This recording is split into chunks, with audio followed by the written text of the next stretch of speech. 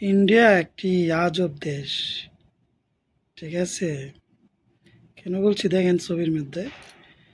আসলে তারা তাদের দেশের মুসলমানদেরকে গরু জবাই করলে অনেকের নাকি হত্যা করে জেলে ঢোকায়।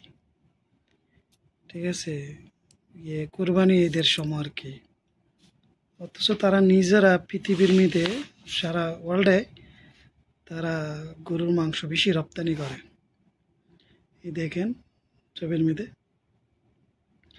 এই কারণে বললাম আর কি, তারা একটু আজব দেশ। আসলে তারা নিজেদেরকে অনেক সাধু মনে করে, আসলে তারা কিন্তু মিথ্যা কথা বলে। ঠিক আছে, তাদের যে সরকার চলছে তারা শুধু মুসলিম বিদ্বেষী, কঠোর হিন্দুত্ববাদী সরকার।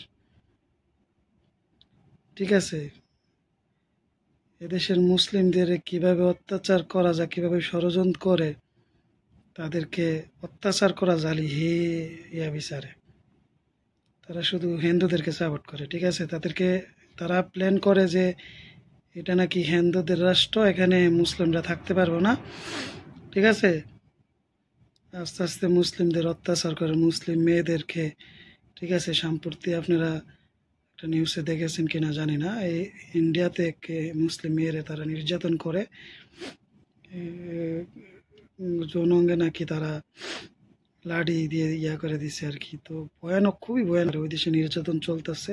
ঠিক আছে, ওই দেশে তো চলতেছে। বাংলাদেশ 100 থেকে 95% মুসলিম দেশে, 100% থেকে 95% মুসলিম দেশেও নানান ষড়যন্ত্র করে তাদের রর মাধ্যমে আর কি।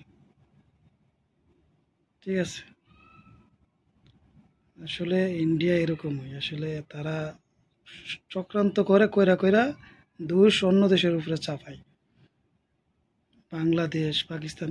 তার কারণে ওই দেখেন আশেপাশে কিন্তু বর্তমানে ইন্ডিয়ার পাশে কেউ নেই। যে পাকিস্তানের সাথে যুদ্ধ লাগছে, কেউ পাশে পায় নাই, মাত্র ইসরায়েল। ঠিক আছে, আসলে তারা নিজেদেরকে খুব চালাক মনে করে। ঠিক আছে, আসলে আশেপাশের দেশগুলা, শুধু বাংলাদেশ কেন, নেপাল একটা হিন্দুর দেশ, রাষ্ট্র, তাও তাদের পাশে নাই, কারণ তারা বালিগেরই বুঝে। ঠিক আছে, আসলে এরকম কইরা পালা থাকা যায়, নিজেদের সদ্রাইতে হইব, মন মানসিকতা চেঞ্জ করতে হইব। হ্যাঁ, অখণ্ড ভারত করবো আর কি। তো জানাবেন আপনাদের মতামত, ভালো লাগলে। ভালো থাকবেন। ঠিক আছে, লাইক করতে পারেন, চ্যানেলটা সাবস্ক্রাইব করতে পারেন। আল্লাহ হাফেজ।